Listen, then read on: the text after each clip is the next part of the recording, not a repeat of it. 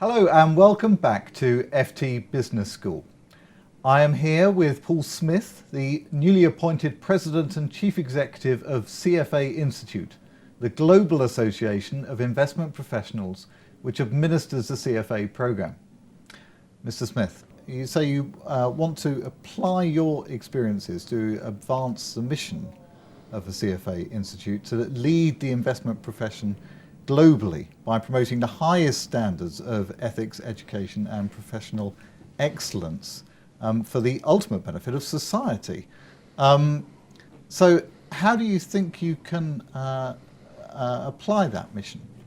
Well, I think the mission says it all, really. What we're trying to do is to educate as many investment professionals as possible so that they have both technical competence and ethical competence, plus the 4 years of experience that we require for them to get their charter. So the simple equation is technical competence plus ethics plus experience equals a professional. And a professional is who you should want to manage your money. And we've seen, I suppose, in the whole sort of financial crisis in recent years and concern about ethics in financial services in general, and I suppose we care particularly individually about people investing our money for the long term. But how do you get more of that industry to want to get staff trained up and encourage that?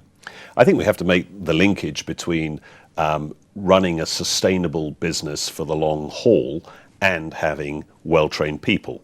And I think that's the disconnect at the moment, that I think every business leader would agree that what they're trying to do is to run a business that's in the interests of their investors, and they're trying to do that in a long-term and sustainable fashion. I think the piece that perhaps sometimes gets forgotten in the mix is that to actually accomplish that, you need high-quality human capital, and that's really the piece that we're trying to provide.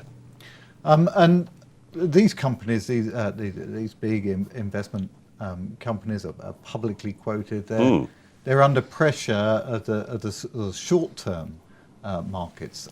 How then do you get them to think long-term? Well, I think that's a huge problem, not just in the training area and in the people area, but throughout their business value chain is how do you get investment management companies to be able to think for the long term when they're viewed on a quarter-over-quarter performance basis. So I think there has to be some changing of the rules as far as the game is concerned, so that's regulation will help to an extent, but really it's self-preservation. At the end of the day, if you want to be in business in 20 years' time, you need to have well-educated professional staff. So you sound very positive about us getting a more ethical market in the future?